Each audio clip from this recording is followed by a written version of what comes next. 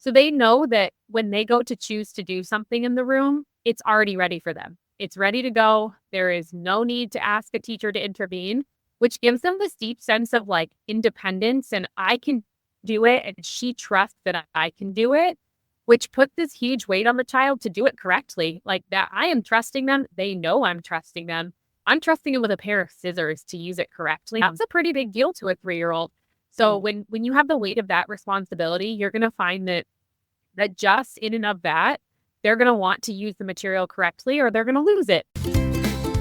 Hello and welcome to Blooming Curious, the podcast dedicated to reimagining early childhood education through the power of curiosity. We explore the strategies that inspire a lifelong love for learning in children. So if you're an educator or a curious parent looking for creative, meaningful ways to engage children and move beyond the talk and chalk traditional classroom approach, then this is the podcast for you. Today on Blooming Curious, I am super excited to welcome Alex Peterson. Alex is a Montessori teacher dedicated to fostering a love of learning in young children. Under the handle, Miss Nearing's Montessori, Alex creates engaging educational content on TikTok and Instagram, sharing creative teaching strategies, hands-on activities, and insights into the Montessori approach. Through her content, Alex connects with parents and educators, making learning accessible and fun for everyone. She holds a bachelor's degree in early childhood and elementary education and has a background in special education. She holds her AMS Primary 3 to 6 certificate from the Montessori Education Center of the Rockies in beautiful Denver, Colorado. Welcome to Blooming Curious, Alex. Thank you for having me. It's such a pleasure. I am so excited. For anybody listening who doesn't know, I found Alex on Instagram, and Alex is a prolific creator, and every day there's some very cheerful teaching going on about Montessori and what the children in her Montessori class are doing. So this is what drew me in, and I just thought this is amazing. This is exactly what Blooming Curious is about. It's about curiosity and learning and children loving what they're doing. So I'm very excited. So Alex, for those of us that are unfamiliar and haven't got a clue or have never spent time in a Montessori classroom, explain to us what Montessori education is. And really, how is it different from a traditional classroom or a traditional teaching? Sure. So when you think of a traditional classroom, you typically think of a teacher who's kind of in charge of the learning and she plans lessons or he plans lessons each day. And every day you show up and there's a scheduled time block that you have a math activity or a language lesson or a science lesson. And back in the early, or the late 1800s, a woman named Maria Montessori spent some time. She was a scientist in Italy, actually, and she was one of the first women scientists ever in Italy. And because of that, she was actually placed in what they referred to at the time as like a mental asylum to work with children who were essentially outcasts of society. They did not fit the general mold of the traditional education system in Italy at the time. And during her time there, she observed that when children were able to work with tactile materials and spend time playing games and learning through games and play and going at their own pace and choosing what they get to do each day, they were more likely to learn because they were in charge of their learning. So through a very long period of time of her observation, she was able to develop this huge method where the children are essentially the leaders of the classroom. And so that method is carried on today. She has completely taken over the education world all over the world. These schools popped up from Italy and then they just exploded. So they've all made it in almost every continent at this point. And essentially it is the complete opposite of a traditional school. So you take everything you've ever learned in a traditional school, throw it all out the window and completely level it down, which is what I had to do because I did get my degree in traditional education before I entered Montessori. So I literally threw everything away that I knew and started all the way over.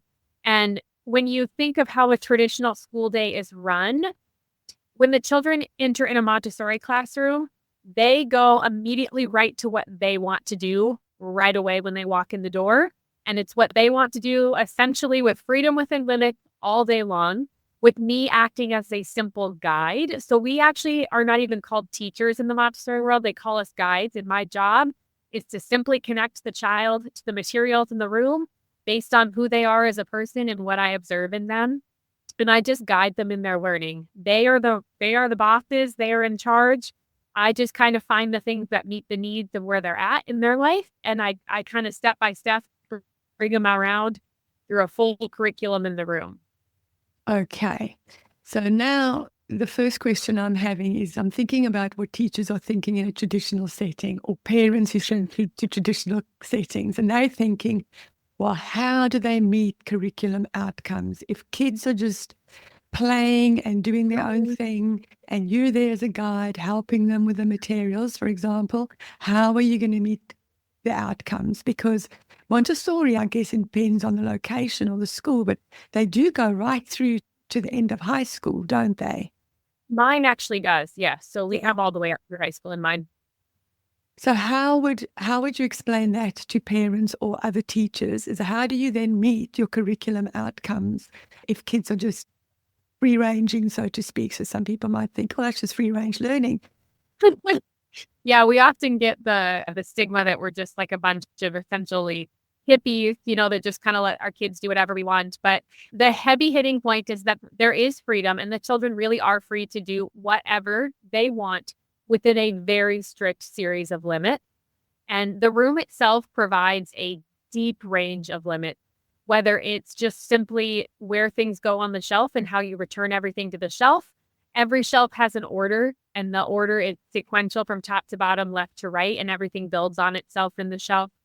My job is to ensure that they aren't goofing off and are actually doing what they should be doing. So I need to have a deep understanding of just pedagogy in general and like academic standards in general.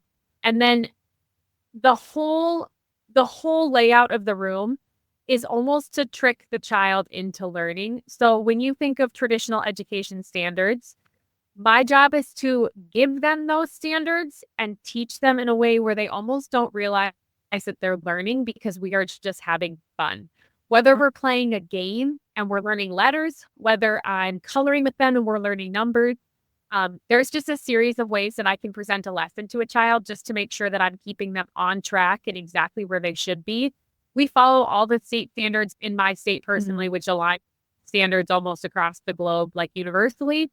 And all of the materials in every classroom always start about a half year lower than what the child would be when they enter the room. So we have materials that could potentially meet the needs of a 2.5-year-old child. And then the upper end of a room like mine would go all the way to first grade. So it's awesome that a child can go as far as they want or as slow as they want. And we keep them on track, but at the pace that kind of meets them the best, if that makes sense. And then we fill in the gaps where necessary. So if I notice that a child is only doing anything in the math for 2 days straight, I'm going to guide them into language on that third day to make sure that they're meeting the language area. And then maybe we'll head towards geography that fourth day so that by the whole 5-day week, they will have hit every subject area by the time they walk out the door on Friday, if that makes sense. Okay. So the other thing I want to then ask is, do children ever do whole group, or do you ever do whole group lessons, like a math session, for example, or a phonics session to the whole class? Or is it just following the individual children as they're going through their learning at their own pace? Developmentally, the child before about the age of 6, if you really look at who they are as a person, that's when you start hearing like, that's mine, and they don't like to share. So they care a lot about how the world pertains to them. So I'm going to structure the majority of my lessons, just me one-on-one with an individual child. As they get older, they start flipping a plane of development and they start caring about the whole. How can we collectively come to a conclusion about something? How can we work together? So when I get a late 5-year-old, early 6-year-old child in the room, I will start teaching lessons to those children as a small group, but I will never do a massive phonics lesson to the whole group of kids, just because a 6-year-old child is genuinely very different than a 3-year-old child, and they have different needs. We do a group time in the middle of the day. We just do calendar and we check the weather and we sing songs. If there's a concert coming up, we might practice songs for the concert coming up. But when it comes to the academic lessons, there's really not a whole lot that we do in a whole group. Right now, we're actually studying the continent of North America, and we have a grandma who is from Mexico, actually. She was born and raised in Mexico, and she made like this Mexican dessert for us, and she brought us in toys.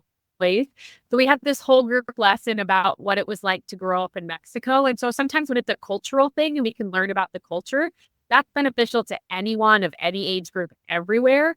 And so those kind of things I love to do whole group because it's very cool to just experience that as a community. But when it comes to like math lessons and language lessons and geography and art and all that stuff, typically it's going to be more one-on-one.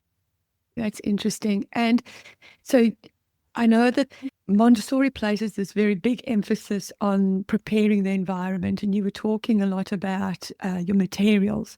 So, what is the design that goes into the classroom, and how does that then contribute to the child's learning?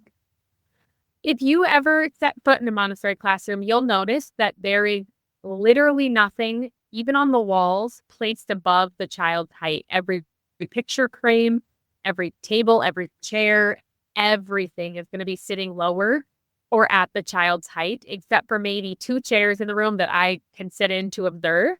So even when the child walks in the door, it's their home and they already feel like everything is at their height. They never have to reach for anything. They never have to go out of their way to go into this crazy location to find something.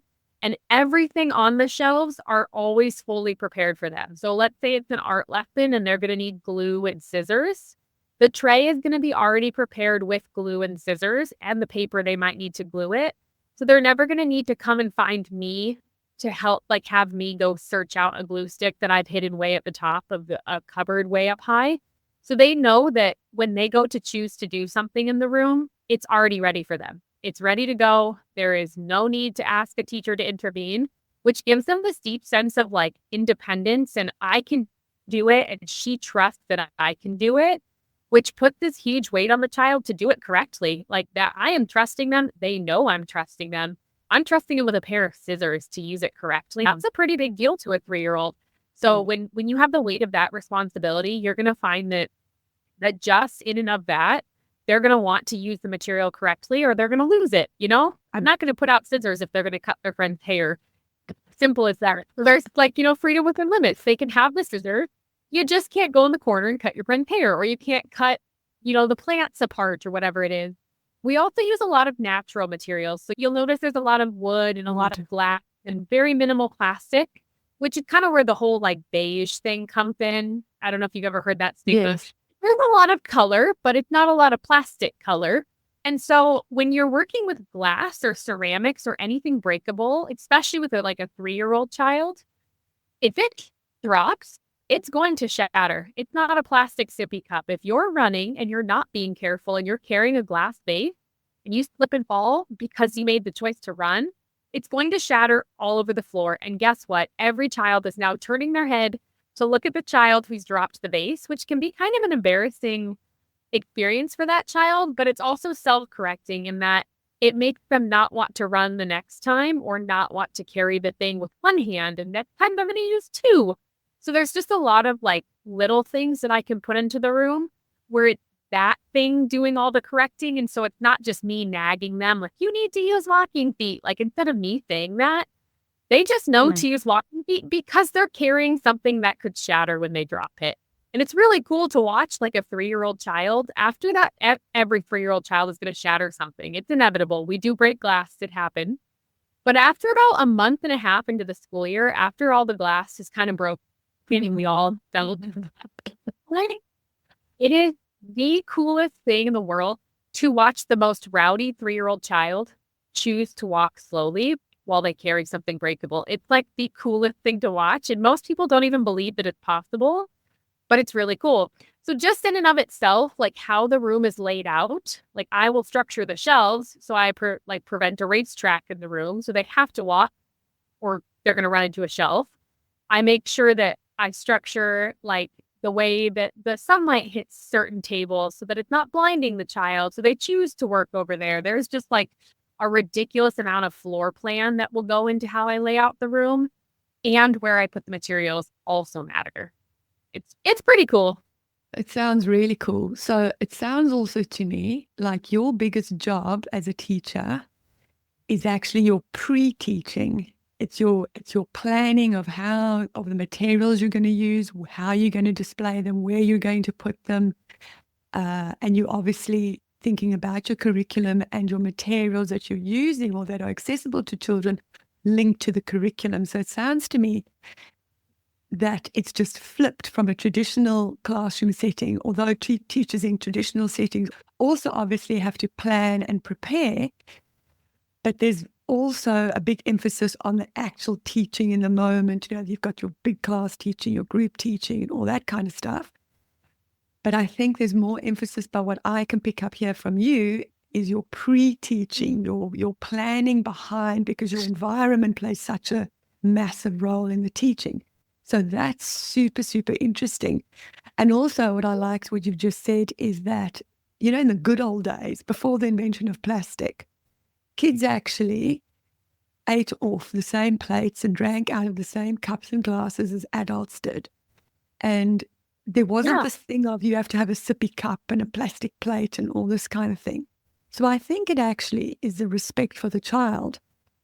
And also it teaches the child responsibility, because they have got the same responsibility in taking care of things and using things as an adult has.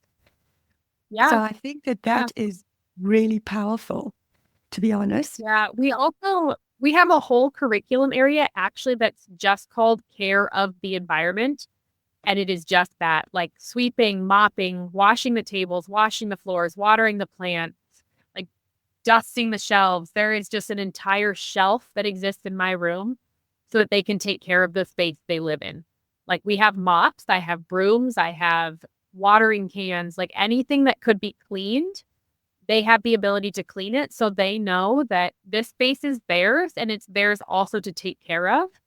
It's not just my job, it's our job, the community. We do laundry, we do the dishes. Like it's their job to take care of everything just as much as it is my job. So how do you organize eating and food times then? Do children still bring their own food in? And then I saw on one of your videos on Instagram, actually, you were talking about how you actually sit with your children and eat in the classroom. So you eat at the tables where you're learning, and they're obviously bringing in food from home, but you're talking about doing the dishes. So you're talking about if you did something where you're preparing a food, for example, as part of a lesson, that kids clean up themselves? Yeah, so there's multiple food aspects. Kids love food. Well, We have a don't whole forget Montessori's Italian. So, of course, Italian and food automatically goes together, right? You wouldn't be able to separate the two at all. I've actually never put that together before. That is so true. So we need curriculum that's just dedicated to learning how to prepare food. We call it food preparation. So it's just a sequence of activities that the children can learn, like banana cutting, apple cutting, slicing, peeling, what you name it. The sky's the limit. I've made pizza with the kids. We've made muffins, smoothies, oatmeal. Like the sky is essentially the limit. I did hard-boiled egg. Like it just depends on the allergies in the class and what you can provide. Right now, I'm able to do peanuts. So they're learning how to crack peanuts. We do not have a single peanut allergy in the whole school this year, which is so cool. Oh, that is lucky. I've been able to do that before. So this is my first time ever having them learn how to crack open a peanut. It's awesome. So they have that, and that's available to them. And that changes as the year goes on. I'll switch out the trays. It'll get increasingly harder, more multi-steps. They're responsible for cleaning all of that afterwards as well. We also have a grant from the United States government that provides us with fresh fruit and vegetables every week. So whatever is seasonal, the whole goal is that they want the children to try new fruits and veggies. So we try to follow the seasonal pattern of what's in season right now. And that's what we eat for snack. And so they're able to eat snack at any point in the morning or the afternoon, whenever their body is hungry. They can just choose to eat. There's a designated table in my classroom, that's the only circle table in my room. And it only has 2 chairs and there's 1 waiting chair. So only 2 friends can actually be eating at a time. But if the snack table is open or if the waiting chair is open, they are free. If their stomach is growling, they can just stand up from what they're doing and go eat. So there is not a structured, everybody gets their snack from their backpack and we all sit down and eat it. But they can definitely bring their own snack. And a lot of children do choose to bring extra food if they're hungry or going through a growing spurt or whatever it is. So they can eat snack whenever. They can also do food prep whenever in the morning or the afternoon.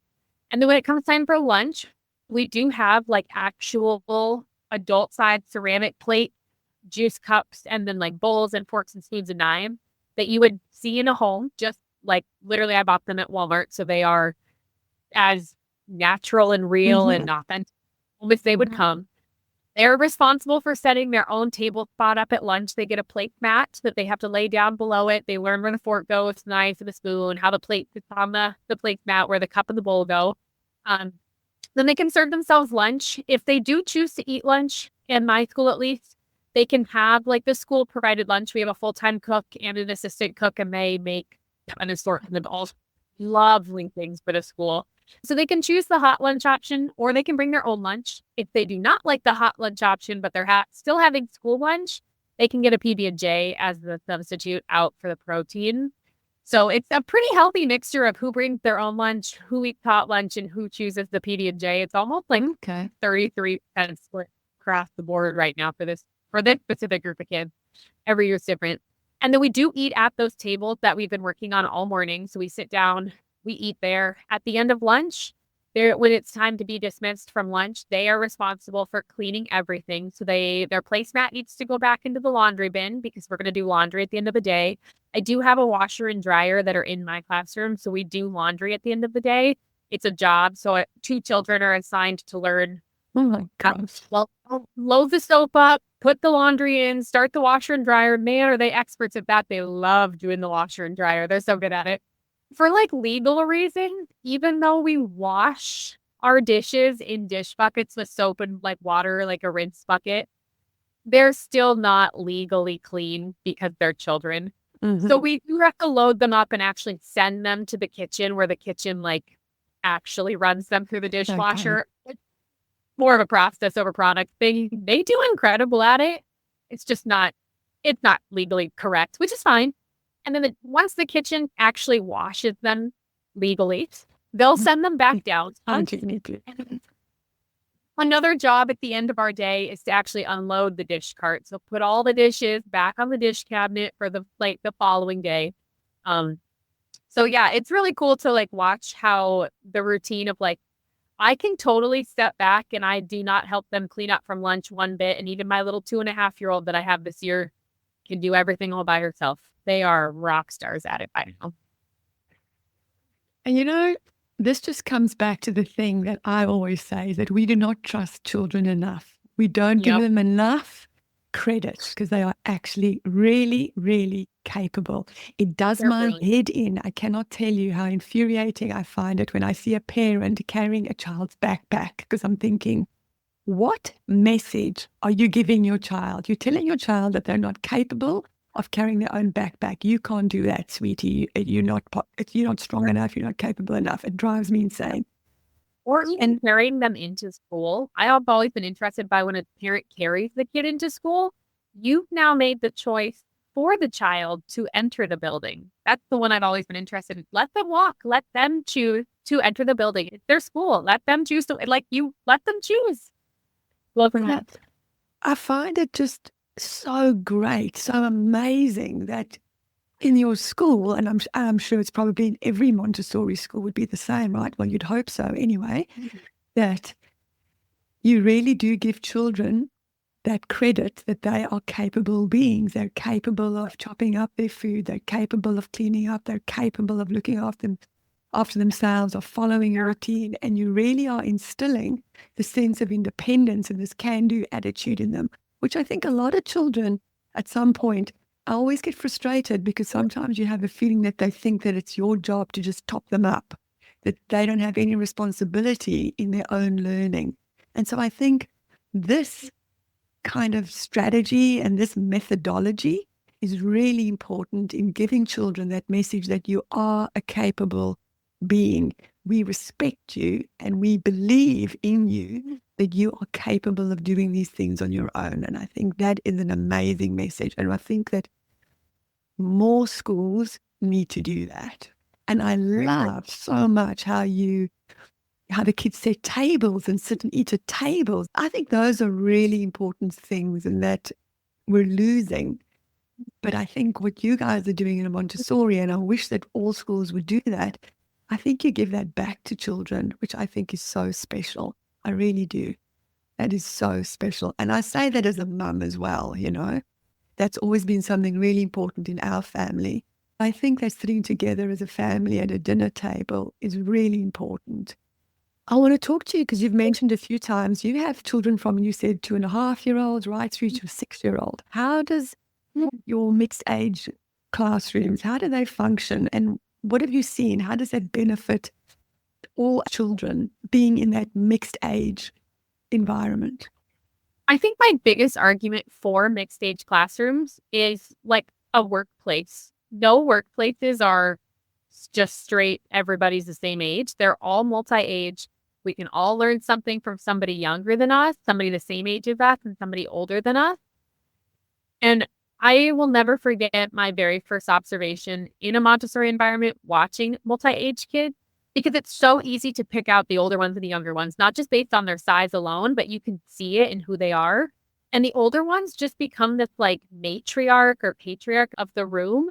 And if they have been in that room for the full time, like when they started as a 3-year-old, then they were there as a 4-year-old and a 5-year-old, and then they turned 6, the rules never change. I never changed. The room hasn't changed. Like they are experts. Like they've got it down pat. You are hardly recorrecting them minimally. Of course, there's always the goofing off, but for the most part, they've got it down and they just become a helper. So they go out of their way to make sure that the little ones are seen and heard and helped and understood and doing the right thing and staying on track. And sometimes they'll like show them a lesson because they're so proud of something they've already mastered that's not like way below their age level now.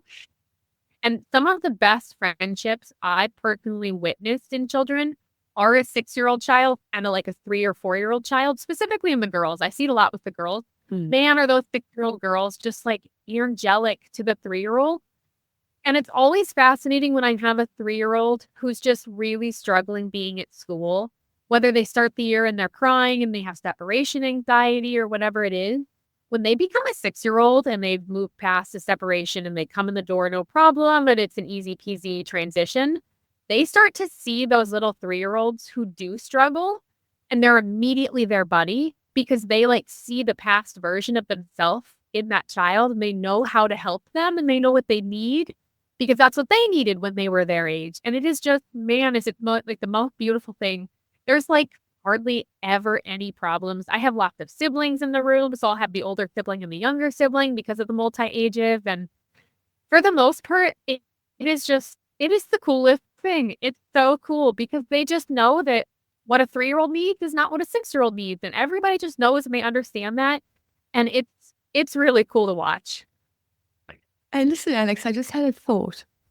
So do those children stay with you until they're 6 and then they move on to another classroom or another teacher? So some of those kids could be with you for 3 years. Yep. And so in terms of your materials and stuff, I guess then the materials would be, some of them would be for younger age children and some of them would be for older age children. I think you probably mentioned that, possibly you've touched on that before earlier. So when they're younger, they could still have access to all the materials. So are they repeating things? I'm just thinking from someone who's not a Montessori person might say, would they get bored being in the same environment for 3 years, doing the same things with the same materials? So how does that work? Just explain that maybe. So for me personally, I can't really speak to other Montessori teachers, but what I've personally done to just make sure that that isn't a problem is how you cycle the shelves out. So there are some staple like core materials that are not going anywhere. Like I know that like when you think of Montessori, or at least hopefully when you do think of Montessori, you think of the little pink tower that Maria designed, and hopefully that's a picture that you've seen and are familiar with. That's part of a sensorial curriculum. That's the name of the curriculum.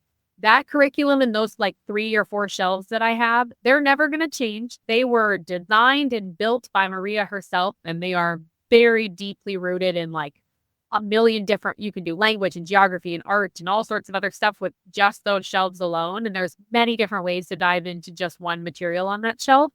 Language, there's a couple staple core materials in the language area, like how we teach initial letter presentations and then the movable full alphabet, and there's just a couple things that are never, ever going to leave the room. And then the math curriculum is pretty locked down. Like there are just some things and some shelves that will never, ever get rearranged. But the geography and the art and the fine motor and the cultural and the like seasonal materials, they're all going to change. And they change every 3 years. So something like, for instance, North America, which is what we've been learning for all of September and actually all of October as well. It's going away in a couple weeks. That won't come back out for another 3 years, which isn't Okay. there is stuff on that shelf that will meet a 3-year-old's need and a 6-year-old's need on the entire shelf of North America. And then we're going to move on and we're going to study South America. And South America has not been out for 3 years. So none of the children in this room have encountered South Okay. America yet, if that makes sense. And I Yeah, just okay. threw out solar system, and the solar system shelf has not been out for 3 years. So I try to keep everything on a 3-year cycle so that at some point throughout the children's life in their time in my room, they're going to get Yeah, everything, if that makes sense. Yeah, that makes perfect sense. So, what are some common misconceptions about Montessori education that you often encounter? I think one of the biggest ones we've already touched on is just the free for all. And I literally think, and there are genuinely people out there, I think, who think that the children just walk in the door and it's just absolute chaos for 8 hours a day and then I send them home, which is just so far from the truth. And the other one you've already touched on of just how on earth are we able to even meet academic standards if they are a free for all? Like, how does that work? Not really so much of a misconception, but just something that is really hard for people to wrap their minds around is how it's possible for me to sit down with a child one-on-one and just let the other 23 kids go free. That's a really hard concept for people to wrap their minds around. They don't quite understand how it's possible to fully remove myself from the situation. That is something you just genuinely have to see in action. I've tried to explain it in a million different ways, in a million different videos online. And I just think it's something, if that is where you're stuck on, go observe a Montessori classroom and watch her or him just sit down and pull themselves away from everything and watch the kids just keep going as if nothing is going on. It's totally normal to them. And then I think the other misconception is just based on the fact that Maria was asked to patent her method and she ultimately chose not to. So essentially, there's no, quote, right way and wrong way to do things. So you are going to find some Montessori schools aren't necessarily Montessori schools. Essentially, anybody can take the name Montessori, slap it on the side of a building, put wooden materials out on the shelf and say, look, we're Montessori. That's what worries me. Yeah. Yeah. So there's just some vetting that might need to happen. If it is someone who's genuinely looking at either teaching in one or just sending their children to one, there's a lot of behind the scenes work that might need to happen on that end just to make sure you're actually choosing one that is something that if Maria was still alive, she would approve of. So yeah, those would be my big ones. Yeah, I think I would be wary of that because I've seen it even where I live. You'd see a building come up and it's a new childcare center and then they'd have Montessori on the side. And I'm thinking, yeah, I don't know if you really are Montessori. And I think you're right. For parents, and you've just touched on this now because I was going to say to you, what advice would you give parents and teachers who are considering Montessori education? I guess one of the things that you would consider is to check out whether they truly are aligned with Montessori values and whether they really have the actual Montessori materials, because I know Montessori has very specific materials in terms of teaching various things, whereas in other schools or non-Montessori, you can basically use anything. But Montessori is very strict on the type of materials that they use. Is there anything else, Alex, that you think is really important for people listening to this episode that they should really know about Montessori? Because I can see that you feel so passionate about Montessori. Is there anything that you want to say to people about Montessori? This is your plug for Montessori, so to speak. I think my biggest takeaway that if anyone could take anything away, it's just to don't be so close-minded and be open-minded.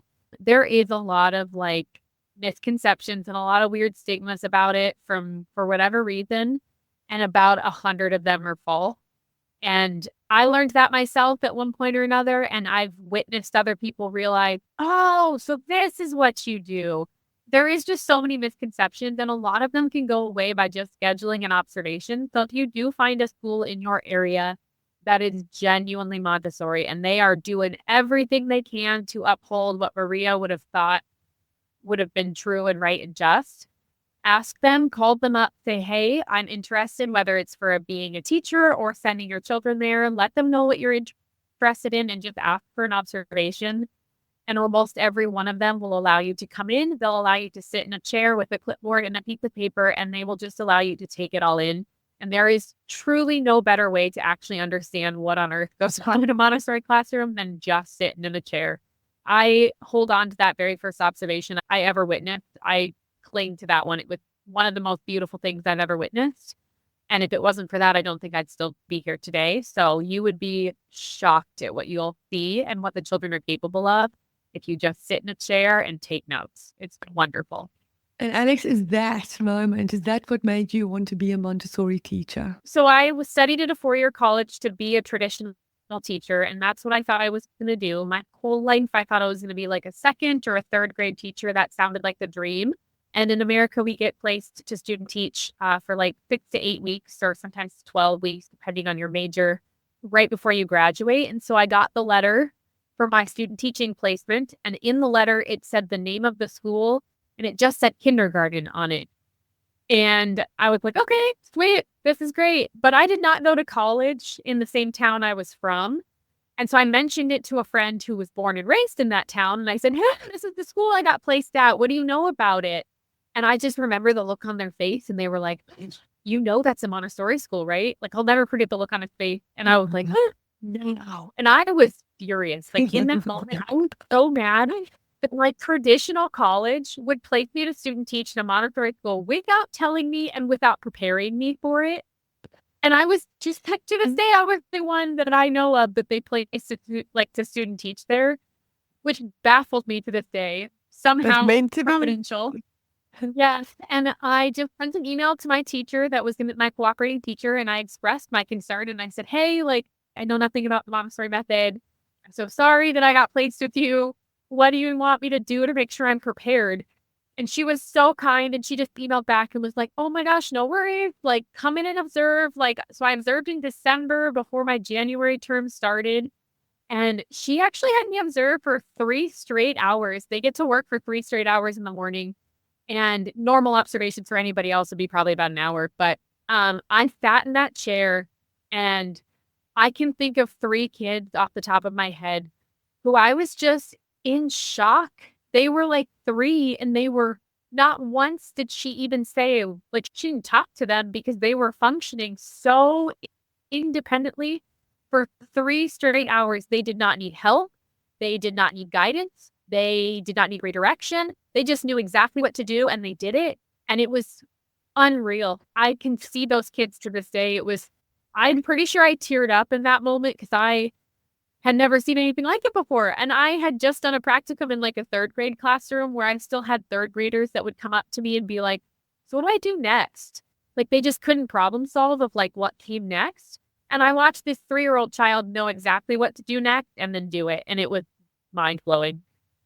Oh my gosh, I missed out, Alex. I really should have to Montessori. Oh, it sounds so wonderful. Listen, Alex, before we go, it's been amazing. It's been just so wonderful and enlightening to listen to you. And it's also just made me feel really sad that I don't have a Montessori training, because I think it would have just been lovely to teach in a Montessori school. Tell people where they can find you, because I also know that you offer things in terms of Montessori training to people. Is that correct? So tell people where they can get hold of you and how you can help them. Sure. My handle's just Miss Nearing's Montessori. It's on TikTok and on Instagram. It's also a website, so the same website. If there are any questions or any concerns or any problems that you see and you just want a couple minutes spent with me walking you through something, there is a link on that website for just like a little time with me on a Zoom call, just asking or answering questions or working through a frustration. I've worked with a whole bunch of people who either are Montessori teachers and they're struggling with something, or who want to send their kids to Montessori and want to know how to prepare them, or just struggle or have kids in a Montessori school and are struggling with them. There's all sorts of walks of life. And so it's really cool to be able to walk through all of those with everyone. I will put links to your website and your Instagram handle. I'll put all that in the show notes for anybody listening, so you don't have to worry about that. Alex, thanks so much for being here today and sharing your vast knowledge about Montessori and your passion with everybody. It's so much appreciated and so welcome as well at this time where I think there's so much going on in education and people are concerned. So I think Montessori is a just fabulous way to address anybody's problems. So I just love the idea of Montessori, and thank you so much for sharing your passion with us today. Thank you for having me. I really loved